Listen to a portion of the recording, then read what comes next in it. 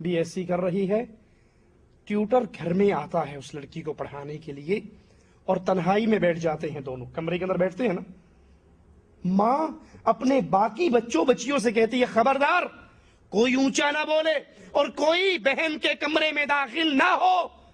وہ انگلش کی ٹیوشن پڑھ رہی ہے، وہ کیمسٹری کی ٹیوشن پڑھ رہی ہے، وہ بیالوجی کی ٹیوشن پڑھ رہی ہے۔ یہ ٹیوٹر آتا ٹیوٹر بن کر ہے اور نکلتا گھر سے داماد بن کر ہے۔ ایسا ہوتا ہے یا نہیں ہوتا؟ یہ بغیرتی باپ بھی برداشت کرتا ہے، یہ بغیرتی ماں بھی برداشت کرتی ہے، انگلش کے نام پہ، سائنس کے نام پہ، کیمسٹری کے نام پہ، کہ ہماری بچی اندر بیٹھ کے تیاری کرے، اور یہ نہیں جانتی کہ محمد الرسول اللہ صلی اللہ علیہ وسلم نے منع فرماتے ہوئے کہا کوئی مرد کسی غیر عورت کے ساتھ تنہا نہ ہو، اور اگر تنہا ہوگا تو تیسرا کون ہوگا؟ شتونگڑا نہیں کہا، وڈا آئے گا، بابا جی آئیں گے۔ خود شیطان ان دو کے درمیان میں بدماشی کرنے کے لیے حاضر ہوگا۔ اور کتنے وہ گھر ہیں جو برباد ہوئے، جس کے اندر ٹیوٹر بن کر نوجوان مرد آتا ہے اور نوجوان بیٹی تنہائی میں بیٹھ کے پڑھتی ہیں، بے غیرت ماں خود چائے بنا کر ان کے سامنے رکھتی ہے اور نہیں جانتی اس پڑھائی کے نام پہ یہاں پہ بدکاری ہو رہی ہے۔ باپ نمازی ہے، باپ مسجد میں جانے والا ہے، قرآن کی تلاوت کرنے والا ہے، لیکن یہ بے غیرتی برداشت کرتا ہے، اس کی جوان بیٹی غیر مرد کے ساتھ بیٹھ کر 2-2 گھنٹے گزارتی ہے۔ محمد نے تو 1 منٹ سے بھی منع کیا ہے صلی اللہ علیہ وسلم۔ کوئی عورت کسی مرد کے ساتھ، کوئی مرد کسی غیر عورت کے ساتھ تنہا نہ ہو، اگر نہیں باز آتا تو ان کا تیسرا شیطان ہوگا۔ کتنے وہ نوجوان ہیں جو اپنی بیویوں کو، اپنی بہنوں کو، اپنی ماؤں کو اجازت دے دیتے ہیں میں بڑا مشغول ہوں، سودا سلف خریدنے کے لیے آپ خود گھر سے باہر جا کر خرید سکتی۔ اور کتنی وہ بے غیرت بیویے ہیں جن کا خامن ان کو کپڑا لا کر دے دے، سامان لا کر دے دے، تو وہ جواب میں کیا کہتی ہیں؟ تینوں کو لینا آندا،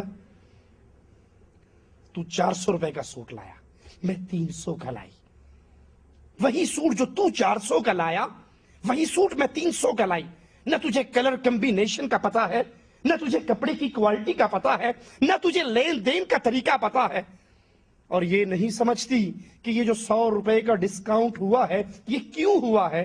اس لیے کہ یہ اکیلی نکلی ہے، یہ گھر سے تیار ہو کر اپنے منہ کو سجا کر نکلی ہے۔ برقعے کا ایک کپڑا اول تو منہ کھلا ہے، اور اگر کوئی چھپانے کی کوشش بھی کرے گی تو ایسا لگے گا جیسے اس کا ناک جلا ہوا ہو، صرف ناک کو چھپاتی ہے یہاں سے ہی، اور یہاں سے لے کے یہاں تک پورا منہ کھلا ہوا ہے۔ جو ہی کپڑے والے کی دکان میں داخل ہوتی ہے اس نے کپڑا ٹانگا ہوا ہے سیدھا کر دیتا ہے، اس کو اس کے پیچھے بٹھا دیتا ہے۔ ادھر مردوں کا الگ سٹول ہے، عورتوں کا الگ سٹول ہے، خود پردے کے پیچھے جا کر بیٹھ جاتا ہے۔ یہ دونوں تنہا نہیں ہوئے؟ اگر تو اپنی غیرت کو بیچ کر، اپنی عزت کا جنازہ نکال کر 100 روپے کا ڈسکاؤنٹ کرواوی آئی ہے، ایسے 100 روپے کی اہل ایمان کو ضرورت نہیں ہوا کرتی ہے۔ یہ بے غیرت ہے، یہ دیوس ہے، جس کی ماں، جس کی بہن، جس کی بیٹی، جس کی بیوی بازاروں میں بن ٹھن کے نکلتی ہے، خوشبوئیں لگا کے نکلتی ہے، پاؤں کے اندر پائل پہن کے نکلتی ہے، حالانکہ محمد الرسول اللہ صلی اللہ علیہ وسلم نے فرمایا جو عورت خوشبو لگا کے گھر سے نکلے، اس کی خوشبو نامحرم مردوں تک پہنچے، فَهِيَ زَانِيَةٌ زَانِيَةٌ زَانِيَةٌ، یہ گندی بدکار زانیہ عورت ہے۔ اور یہ بیماری معاشرے کی عام، شاپنگ کے لیے عورت جا رہی ہے، اچھے بھلے دین کا نام لینے والے ان کی شادی اٹینڈ کر لیں، باوجود کہ مسجد میں نکاح ہو سکتا ہے، باوجود کسی کے گھر کی چھت لے کر ولیمے کا فنکشن ہو سکتا ہے، لیکن وہ کہتے ہیں اگر کہیں اور ولیمہ کیا تو ناک کٹ جائے گی، مسجد میں نکاح ہوا تو ناک کٹ جائے گی۔ یہ شادی ہال کس لیے ہے؟ ہمارا نام اونچا تب ہوتا ہے، لڑکی والوں نے اگر 300 روپے پر ہیڈ پہ شادی ہال بک کیا ہے، لڑکے والا چاہتا ہے ادھار کیوں نہ لینا پڑے، 350 پہ میں ہال بک کرواؤں۔ جی مولوی صاحب گھر سے باپردہ ہو کے عورتیں جاتی ہیں شادی ہال کے اندر، پہلی بات یہ جب گھر سے نکلے گی، یہ جنازہ پڑھنے تو نہیں جا رہی نا، شادی پہ جا رہی ہے، کیا خیال ہے یہ خوشبوئیں نہیں لگائے گی؟ آپ کہو گے جی مول صاحب ہم نے بڑا روکا ہوا ہے، بالکل پرفیوم نہیں لگانا دیتے، تو بھائی جتنا میک اپ کا سامان ہے، کاسمیٹک جتنا ہے، کیا اس میں خوشبوئیں نہیں ہے؟ فیس پاؤڈر میں خوشبو نہیں ہے؟ لپسٹک میں خوشبو نہیں ہے؟ مسکارے میں، آئی لائنر میں خوشبو نہیں ہے؟ لپ لائنر میں خوشبو نہیں ہے؟ نیل پالش میں خوشبو نہیں ہے؟ یہ سارے ایٹم خوشبوؤں سے بھرے ہوئے ہیں، اور یہ مسلمان نمازی کی بیوی، یہ نمازی کی بہن، یہ نمازی کی بیٹی ان خوشبوؤں سے بھر کے گھر سے نکل رہی ہے، اور محمد کی حدیث فٹ آ رہی ہے، یہ زانیہ ہے، زانیہ ہے، زانیہ ہے۔ یہ شادی ہال میں پہنچ گئی، ان کو کھانے دینے والے کون ہیں؟ ان کے سامنے ٹیبل پر کھانا لگانے والے وہ کون ہیں؟ وہ ان کے محرم ہیں یا نہ محرم؟ ان کے بھائی ہیں یا غیر آدمی ہیں؟ معاشرے کا جنازہ نکلتا ہے جب محمد کریم صلی اللہ علیہ وسلم کی اتباع کو چھوڑ کر یہود و نصارہ کے پیچھے چلا جاتا ہے۔ اللہ کے لیے غیرت مند بنیے، دیوس نہ بنیے، کہ دیوس اس دنیا کے اندر بھی اس کے لیے خیر نہیں ہے، اور اگلے جہان میں بھی اس کے لیے خیر نہیں ہے۔ ایک ایک معاملے میں امام الانبیاء، امام اعظم محمد الرسول اللہ صلی اللہ علیہ وسلم کی حدیث کو دیکھیے۔ ہمارا کاروبار،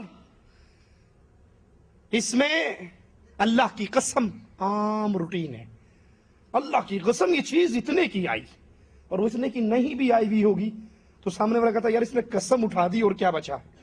قرآن حکیم کہتا ہے ان الذین یشترون بعہد اللہ وایمانہم ثمنا قلیلا اولئک لا خلاق لهم فی الآخرۃ ولا یکلمهم اللہ ولا ينظر الیہم یوم القیامہ ولا یزکیہم ولہم عذاب علیم۔ کتنا بد نصیب ہے یہ انسان۔ قرآن حکیم کی اس آیت کے ترجمے پہ غور کیجئے۔